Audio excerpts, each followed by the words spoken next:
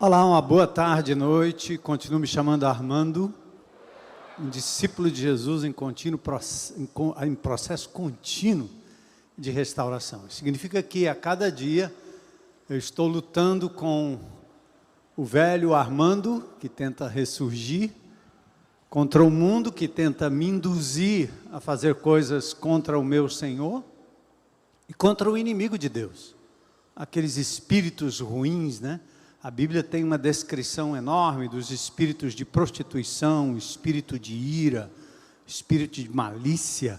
São os espíritos que acometem pessoas, escravizam pessoas durante anos, até que elas encontram um Senhor poderoso, capaz de libertá-las. Quando as pessoas não têm Jesus, elas não só se submetem a esses espíritos maus, como elas fazem questão de exaltá-los, como aconteceu aí no carnaval, a Marquês de Sapucaí marcada por imagens de Satanás, né? Como se aquilo fosse diminuir alguma coisa da pessoa do Senhor Jesus Cristo, que continua sendo o centro de todas as coisas, o Rei do Universo, o Senhor dos Senhores, o Criador de todas as coisas. A diferença de uma igreja que pode ser chamada de cristã e as pseudo-comunidades, igrejas, é que a igreja de Jesus, ela centraliza na pessoa dele, só isso. Não é George Soros, não é Bill Gates, não é Bolsonaro, nem Lula, não é o Biden, nem o Putin, nenhum filósofo, nenhum guru da história. Quando você olha a biografia dos homens da história, inclusive aqueles que fundaram grandes religiões, você olha a biografia e há uma incoerência entre aquilo que se fala, que se escreve, que se prega e aquilo que se vive. Jesus é o único que na história deixou um marco poderoso, não só pelas suas palavras, mas muito mais pela sua vida, pela sua atitude.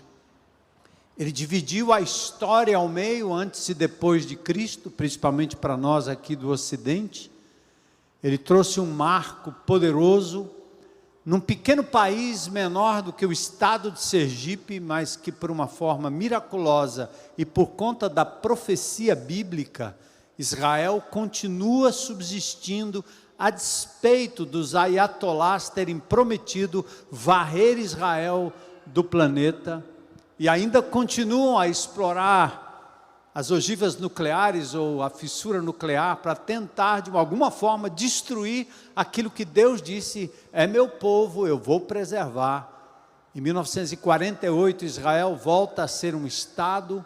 Oswaldo Aranha dá o seu voto de Minerva, e essa nação que havia sido destruída no ano 70 pelo imperador romano, volta à existência. Enquanto isso, a igreja de Jesus foi prevalecendo ao longo dos anos. A gente já cantou muito aqui, né? Sobre o Coliseu que não parou a igreja, a perseguição não parou a igreja. Por quê? Porque não é uma entidade humana, isso aqui não é um negócio, isso aqui não é um comércio, isso aqui não é uma instituição comum. É o corpo vivo de Cristo, operando na terra, indestrutível, e que continua a despeito dos poderes humanos.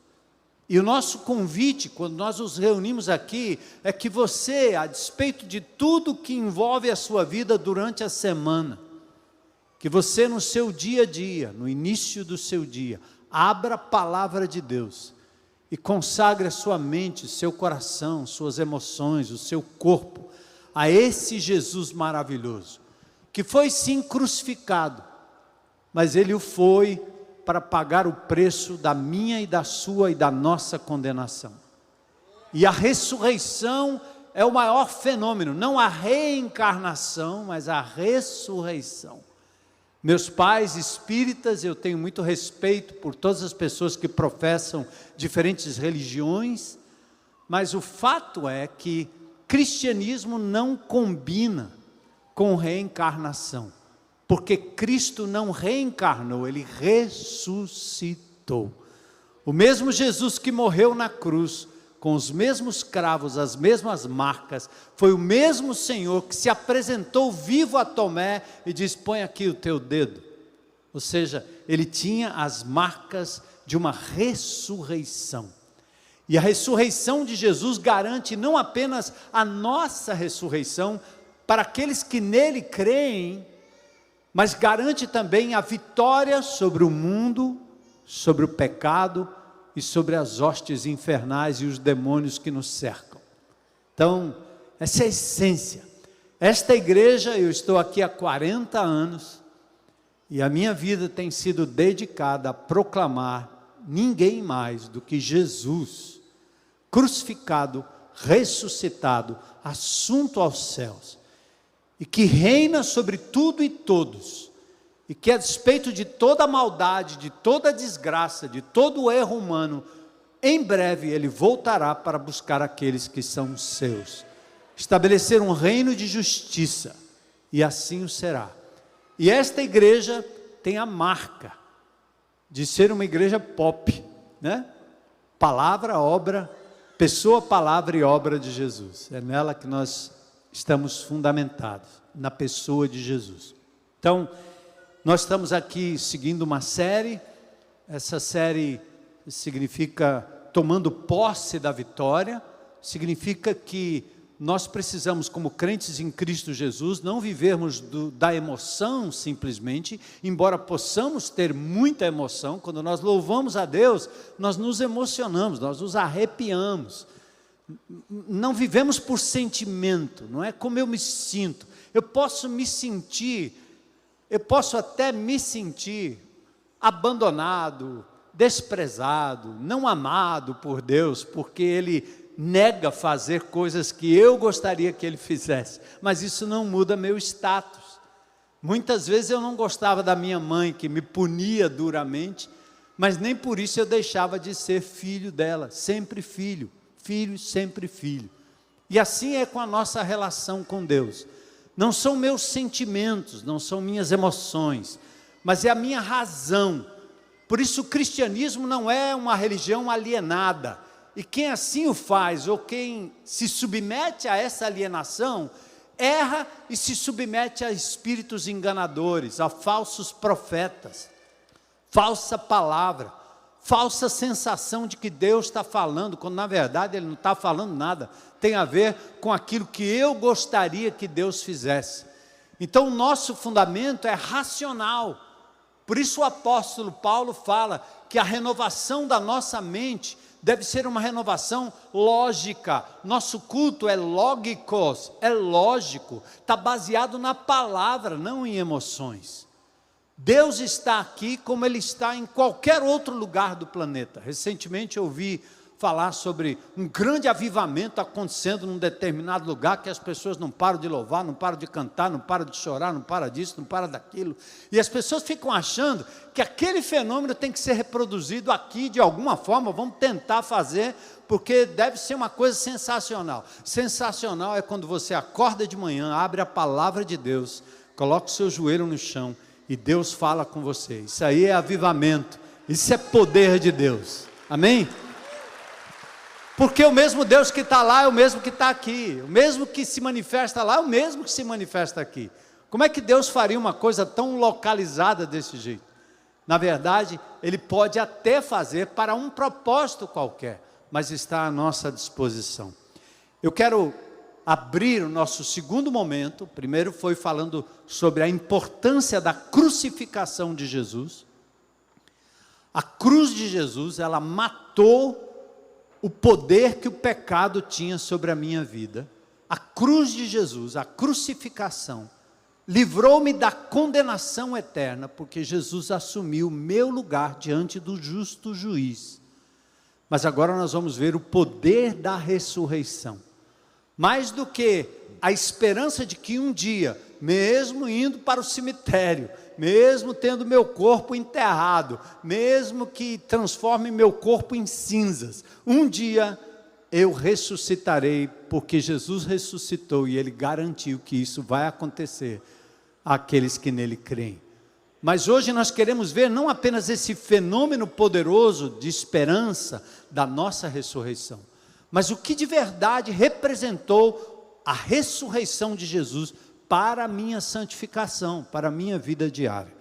Eu convido você a abrir comigo em Filipenses, capítulo 3, eu quero ler dos versos 7 até o versículo 10, versículo 7 a 10. Quem quiser ficar de pé, pode ficar.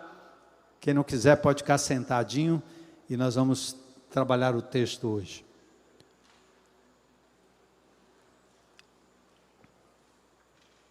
Olha, presta atenção, um homem como o apóstolo Paulo, fariseu dos fariseus, um homem culto, poderoso, rico, inteligente, prestigiado. Depois que ele tem um encontro com Jesus, ele chega a uma conclusão. Esses 3 versículos aqui me perseguem todo o tempo, porque eu não posso tirar eles da minha frente. É um compromisso que eu quero ter com o meu Senhor, imitando o apóstolo Paulo. E eu convido você a refletir nisso comigo, na simples leitura desse texto. Olha só o apóstolo Paulo, o que ele diz aí em Filipenses 3. Mas o que para mim era lucro, o que eu considerava como um ganho, eu ganhei, eu conquistei, eu sou, eu obtive, eu tenho, eu consigo, eu fiz. Pensa quantas coisas você poderia dizer foi lucro. Olha o que eu tenho, olha a minha educação, olha o meu negócio, olha a minha casa, olha a minha família, olha os meus bens, olha o que eu possuo, olha a minha saúde.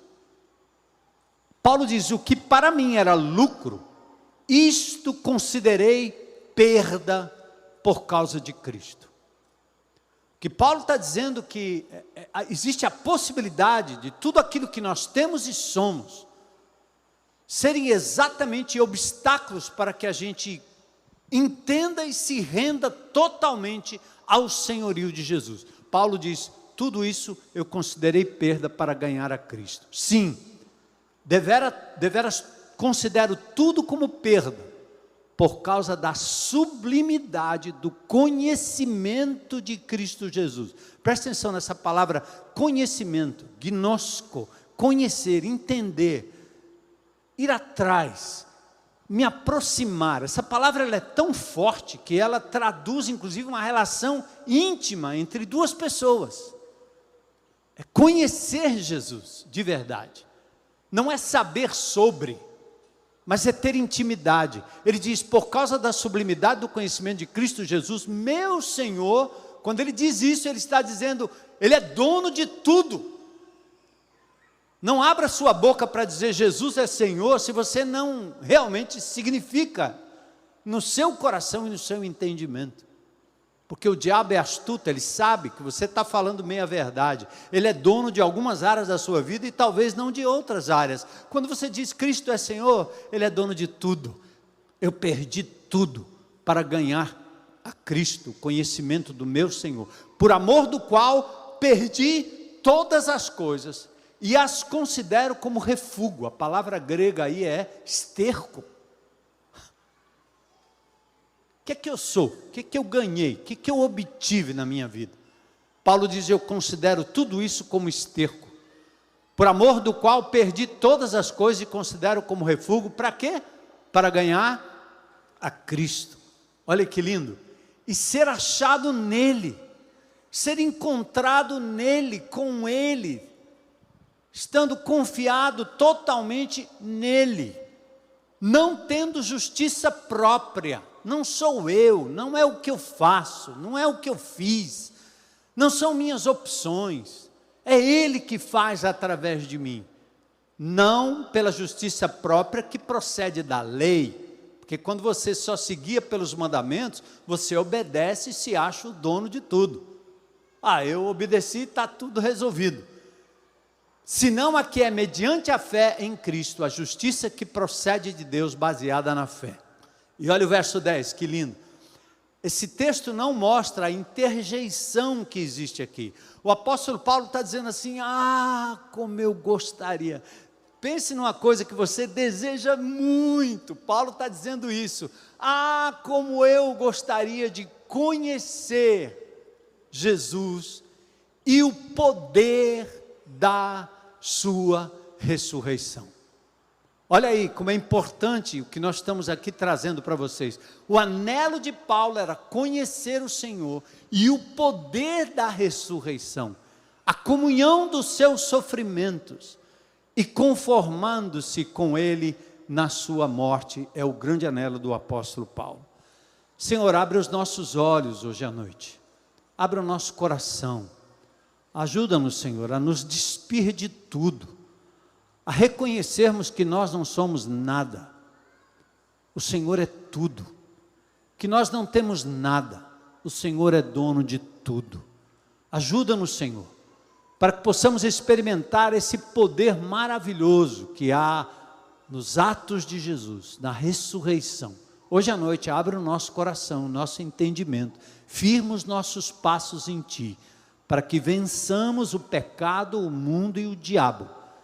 Te agradeço, Senhor, por esta congregação tão atenta à Tua palavra, pois nós pedimos tudo isso em nome de Jesus. Amém.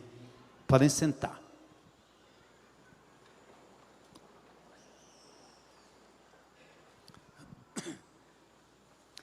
Então, a cruz foi o lugar onde Jesus, ao se entregar em meu lugar, eu, condenado pelo meu pecado, bastava um só, condenado pelo que herdei de Adão e Eva, o primeiro casal, diante do justo juízo, o salário do pecado é a morte. Eu só merecia a morte, eu e vocês só merecíamos a morte. Jesus vem ao mundo como ser humano perfeito, obediente, sem pecado, não merecendo a consequência do pecado, portanto, sem merecer a morte. Ele se oferece diante do juiz como aquele que vai pagar o nosso resgate, a nossa fiança. E ele não oferece dinheiro, ele oferece a sua própria vida. E o justo juiz, Senhor do universo, Deus Pai Todo-Poderoso, aceita o sacrifício do Filho e diz a todos nós, condenados à morte eterna, ao inferno eterno: se você acreditar no meu Filho, você tem a vida eterna, a salvação, a justificação. Então a cruz nos livrou da condenação eterna do pecado. E a cruz também nos livrou do poder que o erro, o pecado, o vício tinha sobre a minha vida. Antes de ter Cristo, eu queria parar de fazer coisas erradas, mas eu não tinha forças. O vício me levava, a sensualidade me levava, a futilidade me levava. Eu era escravo, preso, eu queria, mas não podia. Agora em Cristo Jesus, por causa da cruz do Calvário, quando eu criei no Senhor, eu alcancei a libertação do poder do pecado.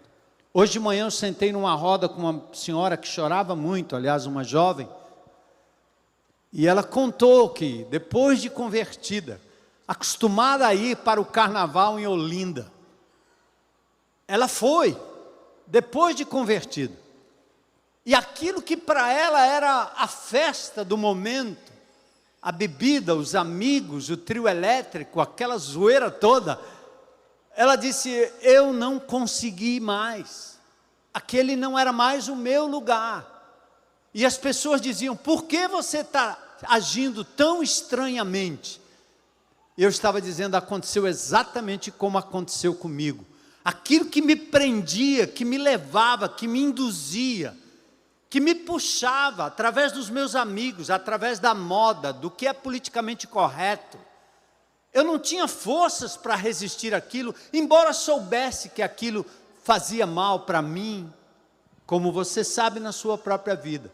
Então Jesus nos liberta da condenação do pecado e nos liberta do poder. Quando a cruz de Jesus é invocada na minha vida, tudo que Cristo fez ali foi, lá em Olinda, aquela desgraça não tinha mais poder sobre aquela menina, sobre aquela jovem. Nos buracos que eu voltei depois da minha conversão, eu não era mais o mesmo, eu estava livre e liberto. Eu podia dizer, não quero mais, não dá mais, não é possível mais, eu não preciso mais do seu amor barato, eu não preciso mais da sensualidade.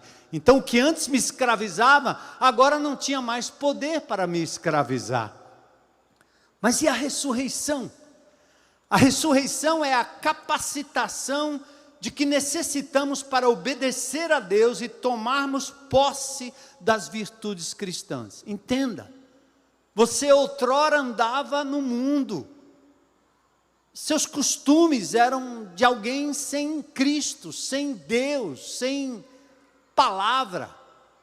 Então a cruz te liberta, você deixa aquilo ali, mas e agora? Como é que eu pratico as virtudes cristãs? A ressurreição é que lhe dá essa força.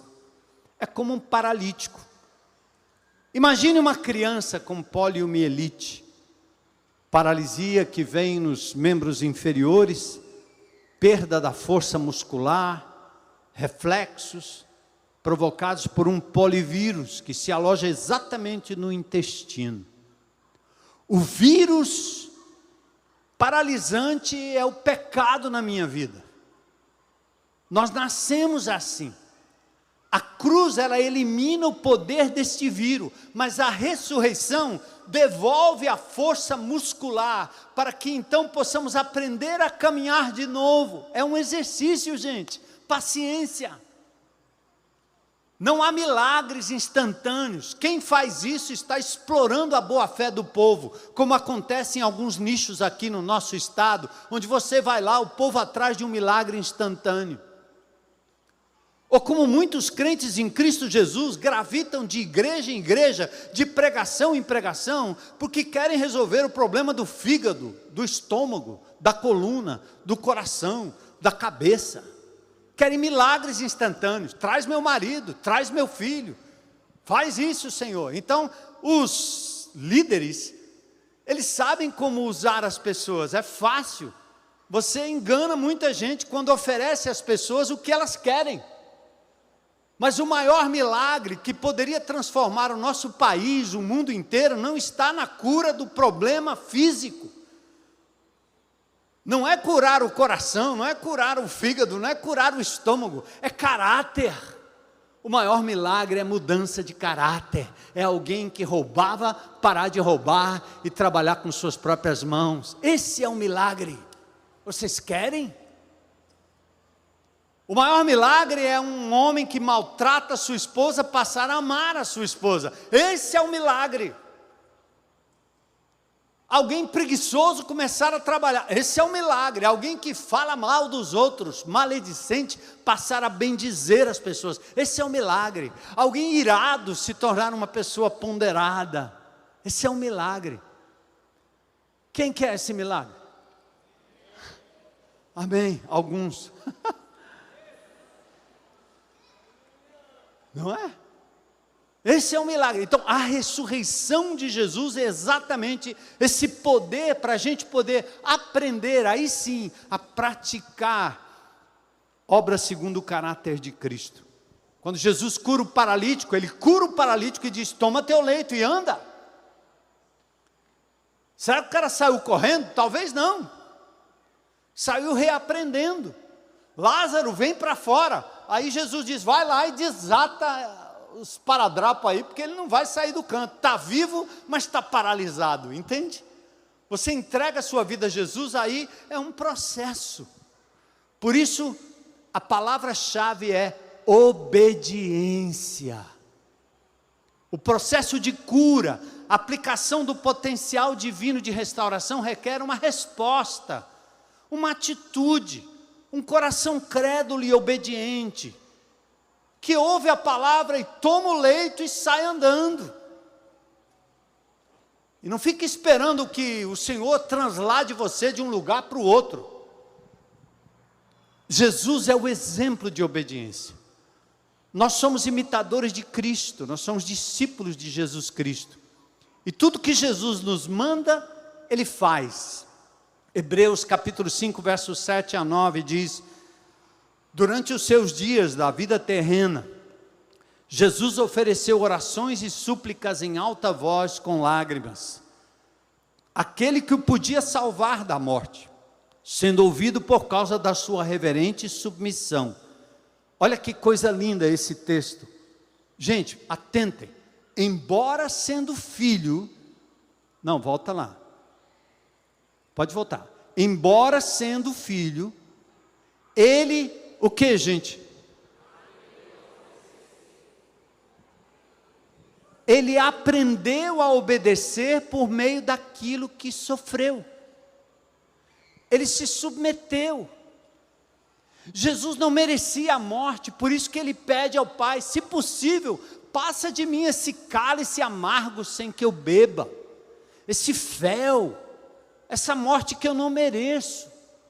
Se for possível, se houver um outro meio, Pai, faz aí. Mas como é que ele foi obediente? Ouça essa palavra de Jesus e guarde por seu coração e repita ela todos os dias, ou em momentos que você tem que tomar a decisão. Mas ele diz: portanto, conquanto seja feita a tua vontade, não a minha vontade. Entende? Isso é obediência. É todo o tempo você tem que fazer decisão. Mato ou não mato? Adultero ou não adultero? Roubo ou não roubo? Fumo ou não fumo? Bebo ou não bebo? Tiro ou não tiro? Roubo ou não roubo? Todo o tempo. E você agora, pela ressurreição, tem a capacidade de dizer: não mais o meu querer, mas o teu querer, Senhor. Reconhecendo que você tem fraquezas. Por isso, celebrando a restauração de segunda-feira aqui, nos ajuda nesse princípio e nesse valor, que você tem que sair da negação. Aqui não tem super pastor que nunca erra, que nunca peca, que nunca falha. Não tem isso. Somos seres humanos em processo de restauração, mas temos na palavra de Deus e no exercício da obediência a capacidade de dizer não para o erro e sim para a verdade divina. Jesus, embora sendo homem perfeito, demonstrou que salvação é um ato de fé, santificação é um ato de obediência. E quem ama a Deus, obedece. Olha o que ele diz em João 14,15: se vocês me amam, obedecerão meus mandamentos. Não adianta dizer que você ama a Deus e você não obedece. E sem obediência não tem santificação. Sem obediência não tem unção, poder, graça, milagre divino. O segredo da vitória está na prática da obediência. Por isso nossa ênfase no mapa. Por isso que a gente pratica aqui nesta igreja uma coisa simples, que a gente chamou de mapa. Você medita na palavra de Deus, você abre o entendimento que você teve da palavra com alguém. Você planeja o que você vai fazer a respeito daquilo que você aprendeu. E você depois avalia se está no caminho certo. Mas o mapa tem duas perguntinhas simples. O que é que Deus está lhe dizendo e o que você vai fazer a respeito? Quando nós estamos falando do mapa na nossa dinâmica enquanto igreja, enquanto indivíduo, exatamente para que você pratique a chave do milagre, a senha do milagre, que é obediência. Você está me ouvindo aqui, talvez esteja pensando: rapaz, essa palavra aqui era para o meu marido, ele não está aqui. Essa palavra é para minha mulher, ela não está aqui. É para o meu filho, que está não sei aonde. É para o meu pai, que nem aqui está. É para aquele meu amigo desgraçado, que eu estou vendo ele indo para o buraco. Mas você dificilmente vai ter a ideia de dizer: é para mim isso. Porque a nossa tendência é transferir o ensino para outra pessoa.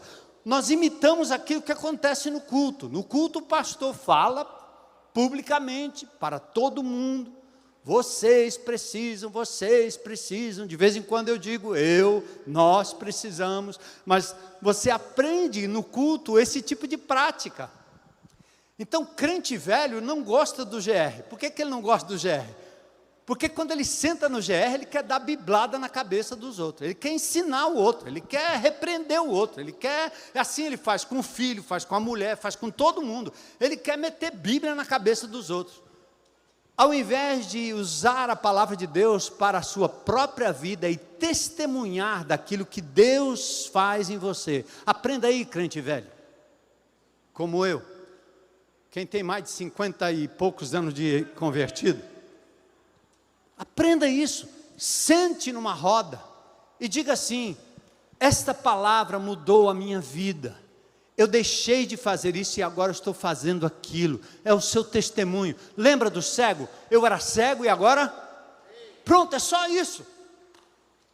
Para de querer dar sermão, para de querer estudar a Bíblia para ir na profundidade do que profundidade do quê? A profundidade maior é quando você entende o mandamento e muda o seu comportamento. Então o mapa é isso, é um testemunho. Senta com os seus irmãos. Deus vai falar através deles e vai falar através de vocês. Amém? Agora, Efésios, no capítulo 4, versículos 22 a 32, você tem aí pelo menos 4 pilares da obediência. O primeiro é despojar-se, tira essa roupa velha, tira essa coisa velha, deixa de ser crente daquela antiga novela Gabriela, né? Eu nasci assim, você sempre assim, Gabriela. Porque eu sou assim mesmo, meu pai era assim, minha mãe era assim, então você justifica os seus erros pensando numa hereditariedade como se não tivesse jeito. Você transforma Jesus num deusinho pequenininho, numa estatueta pequena que você precisa estar carregando na mão, como eu vi hoje no estacionamento lá do meu prédio. O cara carregando uma imagem. Eu fiquei pensando, mas como é que o cara tem a petulância de querer carregar uma imagem de Deus que ele tem que segurar, porque senão vai cair, se cair quebra. Você reduz Deus a uma coisa pequena. Então, primeiro, vamos nos despir, tira. Depois vamos nos revestir do novo. E vamos resistir às tentações que estão ao nosso redor. Elas aparecem, elas passam na minha mente. Elas estão vestidas, elas estão peladas, elas estão implícitas, elas estão explícitas. A tentação aparece todo o tempo e o diabo vai colocar na tua frente dinheiro, mulher, o homem, a sensualidade, a oportunidade, a glória. Mas você tem que aprender a resistir. E a quarta coisa é aprender a ser cheio, tomado, embebedado, né? Efésios 5,18, não vos embriagueis com vinho em que aconteça, se encher a cara, tem problema. Mas Paulo usa a mesma ideia, quando você toma uma, toma duas, você passa a ficar alegre. Quando eu era menino, eu ia para os bailes, aí tinha vergonha, bastava tomar uma, duas, três, pronto, eu virava o centro do baile. Dançava sozinho, rodopiando para cima e para baixo. Né? O cara fica macho, ele fica, a maioria fica assim, toma, fica alegre, é triste, fica alegre. E rodopia, e fala, e fica falante, quer bater em todo mundo, quer pegar todo mundo. Aí Paulo está usando a ilustração em Efésios 5,18 desse jeito. Não vos embriagueis com vinho, com bebida em que há contenda, mas enchei-vos do Espírito Santo. Porque aí você roda para a glória de Deus, você canta para a glória de Deus, você fala para a glória de Deus, você tem coragem para a glória de Deus, não fica com essa timidez, fica com vergonha de falar de Jesus onde quer que você vá, porque rapaz, eu estou tomado do Espírito Santo, não tem nem como eu me calar aqui, pode parar, pronto. Então, despir do velho, se revestir do novo, resistir à tentação, e ser cheio do Espírito Santo. Olha o texto de Efésios, vamos dar uma olhada, Efésios 4, 22 a 32, olhem comigo. Aí Quanto à antiga maneira de viver, lembra do outrora e do agora? quem está aqui desde o princípio, né? Outrora e agora. Quanto à antiga maneira de viver, vocês foram ensinados a quê? Despir-se da velha natureza. A palavra velho homem, meninas, é com vocês. Velha natureza, certo? A velha Maria. Bota seu nomezinho aí, mulher. Então, vocês foram ensinados a despirem-se da velha natureza, que se corrompe por desejos enganosos. Mas agora, vocês o quê? Foram, aliás, se corrompem, quanto à antiga maneira de viver, vocês foram ensinados a despirem e depois a serem renovados no modo de pensar e a revestir-se da nova natureza, do novo homem. Olha aí, despir-se e revestir-se, criado para ser semelhante a quem? A Deus, em justiça e em santidade, provenientes da verdade. Encerrou o texto aí? Não. Portanto, cada um de vocês deve o quê? Abandona a mentira e fala a verdade. Na cruz eu tenho poder para dizer, não vou mentir mais. Mas você vai perder o emprego. Ora, não interessa, Deus está cuidando da minha vida. Eu não vou mentir. E você vai agora aprender a falar o quê? A verdade, não meia verdade, mas a verdade, em amor, não para ofender, mas você vai ter coragem de falar a verdade por conta da ressurreição de Jesus. Depois, todos nós somos membros do mesmo corpo. Quando vocês ficarem irados, não pequem, apaziguem a sua ira antes que o sol se ponha e não dê lugar ao diabo. O que ele está dizendo aí? A gente fica irado? Claro, todo mundo fica. Você fica triste, chateado, com injustiça, não é verdade? Quantas vezes minha mulher ficou irada comigo e quantas vezes eu fiquei irado com ela? Rapaz, não acredito que ela fez isso. Ela diz, não acredito que ele fez isso. O que é que Paulo está dizendo? Para ver se sua ira é justa, coloque ela diante de Deus e não deixe o sol se pôr sobre ela. Trata. Vai lá e fala. Fala daquilo que está lhe indignando. Não deixe o sol se pôr sobre a sua ira, não deixe o dia passar, porque se transforma em raiz de amargura. E você, ao invés de ficar irado e chateado com alguém, você passa a ter amargura contra aquela pessoa, e o diabo vai entrar e vai lhe destruir. A raiz de amargura acaba com você no emocional, até no físico. Nós temos muitas pessoas adoecidas, tem que ir para o psicólogo, psiquiatra, tem que tomar remédio, porque não aprendeu a se ver livre da ira. A única ira justa é a de Deus. E antes de você ficar irado com alguém, lembre-se, o pecado da pessoa é primeiro contra Deus, depois contra você. Não adianta você querer assumir tudo, não. Eu ensinei minhas filhas assim, você vai ser disciplinada, mas não é porque você me desobedeceu, você desobedeceu a Deus em primeiro lugar. Aí eu tiro a ira do meu coração e não disciplino com ira, com raiva. Entende? Então Paulo diz, não deis lugar ao diabo. Nenhuma palavra torpe saia da boca de vocês. Para de falar bobagem. Para de usar o nome de Deus em vão. Para de falar palavrão e gíria como se fosse normal. Não é. Não cabe para alguém que tem o Espírito Santo. Está falando aquilo que não traduz o Espírito de Deus. Então, meu irmão, muda o seu vocabulário. Para de falar palavra torpe, mas apenas as palavras que forem úteis para a edificação, para levantar, para ajudar, conforme a necessidade, que conceda graça aos que ouvem. O que furtava, onde é que está mais? Não entristeçam o Espírito de Deus, com os quais vocês foram selados para o dia da redenção. Livrem-se da amargura, está vendo? A raiva, a ira que vira amargura e te adoece. Livrem-se da amargura, da indignação, da ira, da gritaria. Você grita com as pessoas em casa, no trânsito. O cara sai daqui, na esquina ele já... Livre-se disso. Da calúnia, falar mal, falar o que ouviu falar, a notícia errada, julgando pessoas. Não faça isso.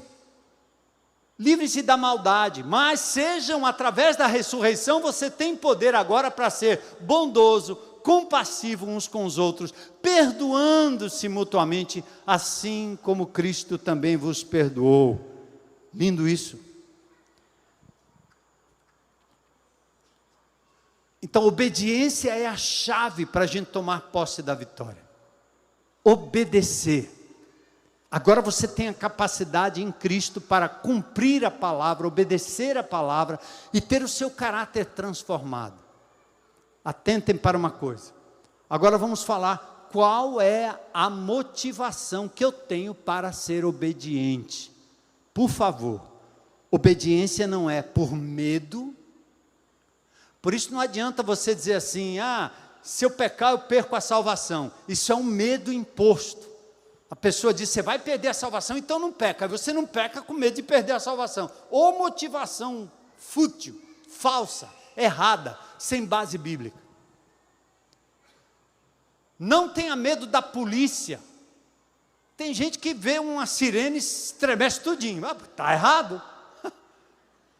Você vai obedecer por medo da polícia, por medo do pastor, por medo do irmão, por medo do líder, por medo do pai, por medo do patrão. Quer dizer que você só faz as coisas quando estiver ausente de qualquer pessoa que possa lhe flagrar.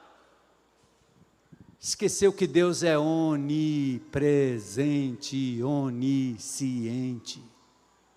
Então obedecer não é por medo, não tenha medo, não é por medo. Você tem que aprender a obedecer a Deus por amor, gente. Eu amo tanto o meu Deus que eu quero obedecê-lo. Isso eu trouxe da minha relação com meu pai. Apesar de ter vivido as piores coisas na vida, um homem que andou armado, que andou por aí fazendo loucuras até os meus 17 anos de idade, eu fico pensando assim, o que é que me levou a não puxar o gatilho e matar alguém que eu botei a arma na cara dele? Disse, agora, faz agora. O que me impedia de tomar tanta droga a ponto de ir para a overdose? O que me impedia? Quando eu vi tantos amigos meus morrendo de overdose, outros foram presos na casa de detenção. E eu me lembrei de uma coisa, que é um exemplo pequeno da motivação para obedecer. Toda vez que eu ia fazer uma coisa muito louca, eu lembrava do meu pai, o quanto ele me amava, e da minha mãe, o quanto eles me amavam. Eu dizia, cara, eu não posso fazer isso. Eu não posso fazer isso com minha mãe. Entende? A gente anda no sistema prisional e a gente vê tantos meninos que mataram, esquartejaram, fizeram tanta coisa, mas quando eles falam com dor no coração pelo que eles fizeram com a mãe, com o pai. Então era o amor do meu pai por mim e o meu amor por ele que naquele momento me fazia frear da loucura. Quanto mais o amor de Jesus, gente. Você entende que Deus te amou a ponto de dar a sua própria vida por você? Então não pare de fazer o que é errado por medo de nada. O cara bebe todas, fuma todas, aí vai no médico, o cara diz, se você não parar, você vai morrer. Aí com medo de morrer, ele para. Por que você não cuida da sua alimentação, da sua vida, da sua saúde agora? Por amor a Jesus. Por que não para de comer besteira, de fazer besteira, de gastar o tempo em besteira, por amor a Jesus? É isso que Paulo diz em 1 Coríntios 10:31, tudo que você fizer, comer ou beber, faça para a glória de Deus, brincar para a glória de Deus, amar para a glória de Deus, passear para a glória de Deus, entende? Cuidar, comer, o que entra na sua boca tem que ser para a glória de Deus, e não para o seu próprio desejo, que quer só aquilo que é doce.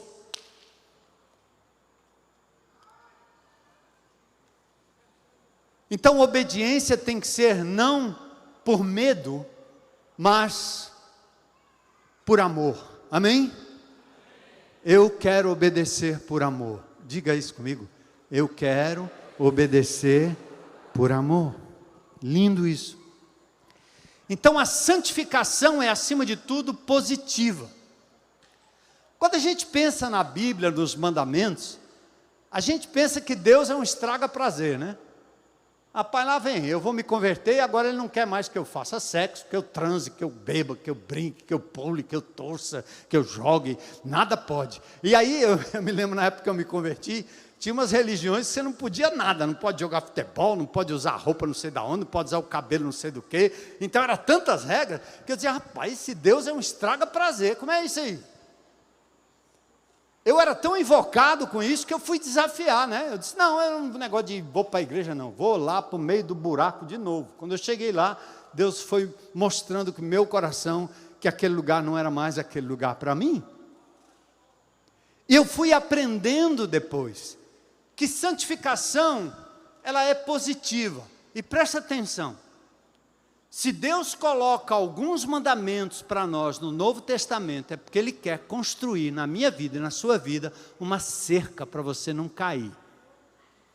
Já pensou um prédio no 10º andar? Vamos nos mudar para um prédio no 10º andar, com um bocado de criança, o pai e as crianças mudando para um prédio no 10º andar, e o pai diz assim, tira as paredes. Você faria isso? Você põe tela de proteção, não é não? Você põe tela, você põe tudo para as crianças. Por que você coloca essa cerca? Porque o bichinho não tem juízo. Ele vai chegar na beira do abismo e ele vai cair. Então a proteção não é uma restrição, mas é uma forma de lhe proteger e cuidar de você. Então às vezes eu entendo as regras de Deus e as imposições de Deus na minha vida como uma regra, como uma forma de me amar. Mas a santificação não é só o não de Deus, o não de Deus, o não de Deus, o não de Deus. Mas é também você rejeitar o mal e aprender a fazer o que é bom. Não basta parar de fazer o mal, irmãos. Temos que aprender a praticar as virtudes do amor, da fé e da esperança. Aí nós vamos experimentar a boa, agradável e perfeita vontade de Deus e seremos vitoriosos em Cristo. Então, na ressurreição eu ganho essa capacidade de fazer o que é certo. Ressurreição é a capacitação para se viver em novidade de vida.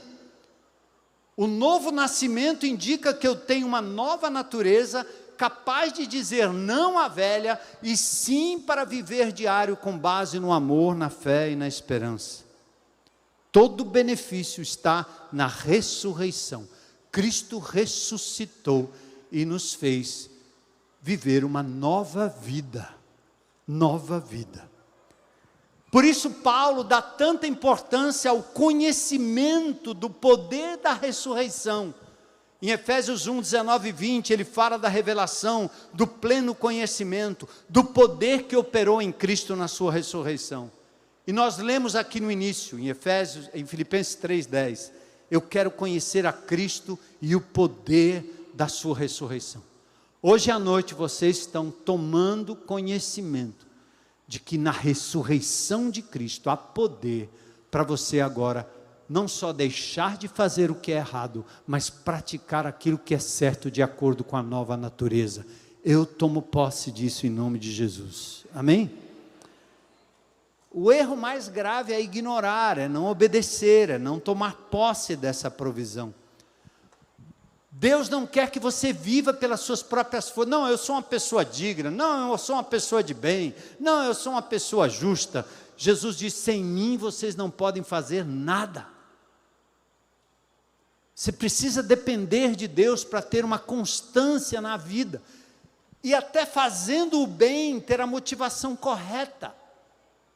Eu conheço gente que não é evangélica e faz o bem, mas a motivação é errada. Tem gente que sorri para o outro com a motivação errada. Um pedófilo não ganha uma criança fazendo careta. Ele dá doce.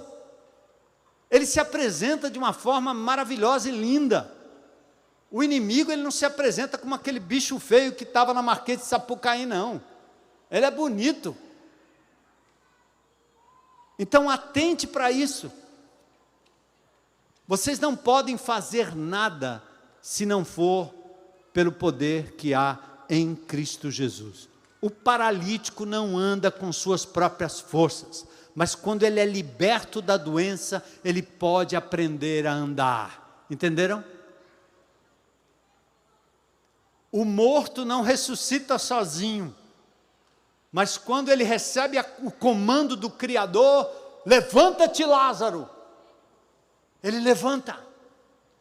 E agora ele tem que ser desatado daquilo que o amarra, e ele vai aprender a andar como um paralítico, como uma fisioterapia espiritual, paciência, obediência, um dia de cada vez. Pessoal do CR sabe o que essa linguagem significa, não é?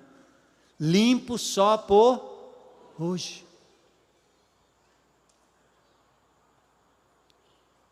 Então vamos lá. Romanos 6, 11 e 13, nós vamos chegando para o final. Olha que texto maravilhoso. Vamos comigo aí, para a gente ir concluindo. Olha aí. Da mesma forma, considerem-se mortos para o pecado, mas vivos para Deus em Cristo Jesus. Eu morri na cruz, meu velho homem morreu. Meu Armando velho está crucificado na cruz do Calvário. Toda vez que eu quero de novo fazer aquilo que eu sei fazer, porque eu pratiquei muito tempo, eu me lembro, eu já estou crucificado com Cristo e agora vivo não mais eu, mas Cristo vive em mim. Eu tenho que agir diferente e eu vou agir diferente. Ele fala mal, ele quer me matar, ele quer acabar comigo, ele pode querer o que ele quiser, mas eu vou continuar amando, não vou tomar vingança nas minhas próprias mãos. Ao Senhor pertence a vingança, Ele vai retribuir, não eu. E a mim compete fazer o que Jesus disse: se o teu inimigo tiver sede, dá-lhe de beber. Se teu inimigo tiver fome, dá-lhe de comer. Percebe como é uma lógica diferente? Que você está olhando para mim dizendo, não, isso aqui não é correto. Não é politicamente correto, mas é de Deus, é de Cristo, é de quem tem a nova natureza. Se teu inimigo tiver fome, dá-lhe de comer. Da mesma forma, considerem-se mortos para o pecado, mas vivos para Deus em Cristo Jesus. Verso 12. Não permitam que o pecado continue dominando os seus corpos mortais, fazendo com que vocês obedeçam aos seus desejos. Olha lá, não permitam. Está entendendo que é uma decisão? Aí você vem e diz, pastor, ora por mim aí para eu parar de fumar. Eu posso orar para você criar vergonha na cara e obedecer a palavra de Deus. Eu vou dizer isso em algumas circunstâncias só, né? Mas para ser mais polido, eu vou dizer, meu irmão, a provisão está na ressurreição de Jesus. A decisão é sua. Oh, pastor, ore por mim. Eu matei um, vou matar o outro, ore por mim para eu parar de matar. Como se a minha oração fosse fazer alguma coisa naquilo que você tem que fazer? Não. Se você não tem Jesus como Senhor e Salvador, está perdido, vai matar um e vai matar outro. Eu já recebi pessoas aqui nessa comunidade, eu me lembro na época que eu era novo convertido, o cara com uma faca na mão, suja de sangue. Acabei de matar. Só tem um jeito para você, meu amigo. Entrega a sua vida a Jesus. Porque senão você vai matar de novo. Você não tem forças para parar. Você matou um, agora você vai matar na sequência e outro, e outro, e outro, e outro. Ele não para mais, porque ele se sente culpado e se sente envergonhado pelo pecado cometido. Ele adulterou uma vez, ele traiu a mulher, agora ele se sente envergonhado e se sente culpado, e ele vai fazer de novo. Eu já fiz uma vez, agora eu arrebento com tudo mesmo. Só Jesus. E aí quando o indivíduo entende, eu entrego a minha vida a Jesus, eu peço perdão pelo pecado que eu cometi, aí eu digo para ele, bom, próximo passo, vamos para a delegacia, Você vai cumprir a pena lá. E Jesus vai lhe restaurar. Então o texto é maravilhoso. Vamos continuar no texto, só dá tempo ainda. Não ofereçam os membros dos seus corpos ao pecado. Entende? Seus olhos, seus ouvidos, gente. Suas mãos, seus órgãos sexuais. Está aí, ó, membros dos seus corpos. Os membros do seu corpo, meu irmão. Não ofereça para o pecado, mas ofereça como instrumento a Deus, aliás, como instrumento de justiça. Não ao pecado como instrumento de injustiça, antes ofereçam a Deus, como quem voltou, o que, gente? Da morte para a vida, ressurreição. Ofereçam os membros dos seus corpos a Ele, como instrumentos de justiça. Palavra poderosa, né? Então vamos lá, para o final, concluindo.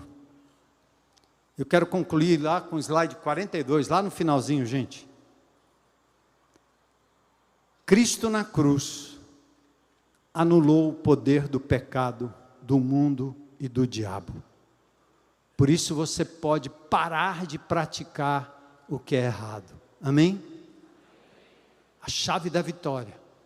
Toda vez que você for tentado, toda vez que você for induzido, olhe para a cruz, olha para a cruz, olha para a cruz, lembra da cruz de Jesus, lembra que lá Ele pagou o escrito de dívida, lembra que lá Ele triunfou de principados e potestades, lembra que lá Ele quebrou o poder do vício e do pecado na minha e na sua vida, amém? Então a cruz do Calvário anulou o poder do pecado, e na ressurreição, deu-nos uma nova natureza. Por isso agora nós podemos começar a praticar o que é certo, segundo o caráter de Jesus. Cristo em mim, a esperança da glória. Que os meus atos, que os seus atos, que os nossos atos, demonstrem que nós somos filhos do Deus vivo. A nova natureza que Ele colocou em nós é um reflexo de quem Jesus é. Que as pessoas possam ver em você, em mim e em nós, os atos de Jesus, a vida de Jesus. Eu vou ler uma oração, você aí pode orar comigo. Não precisa ser em voz alta. Eu decido, em obediência, me despir da minha velha natureza e me revestir da nova natureza que eu recebi em Cristo Jesus. Eu decido resistir às insinuações deste mundo diabólico. Eu decido resistir às minhas próprias vontades.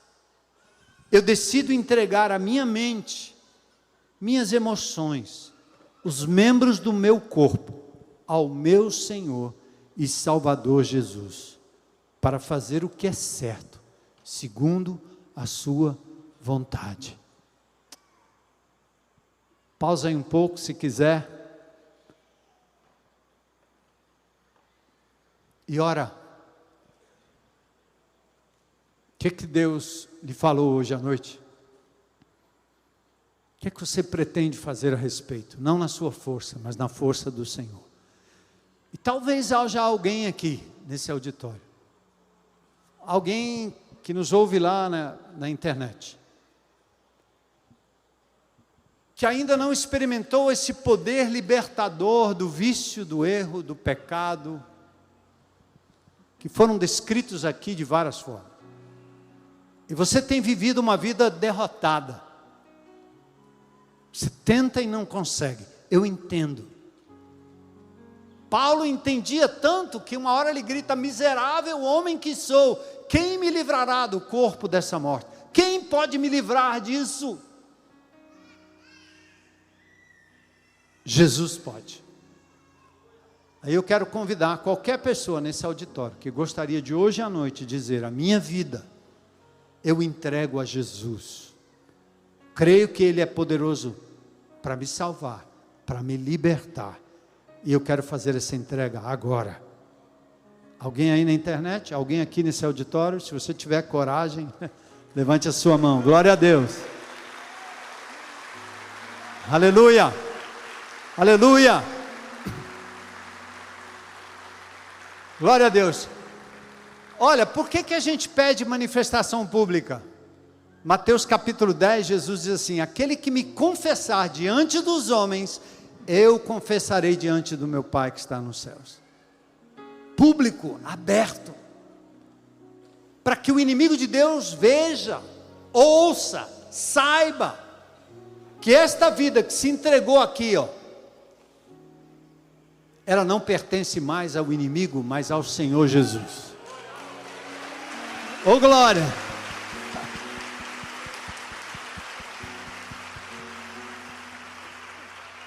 Então vamos ficar em pé e vamos louvar ao Senhor juntos. Enquanto você que está aí tomando a sua decisão por Cristo, pode vir à frente. Você está na internet, faça a mesma coisa, e o Senhor tem para você uma novidade de vida, poder de Deus, salvação, ressurreição. Glória a Deus, querido. Deus te abençoe.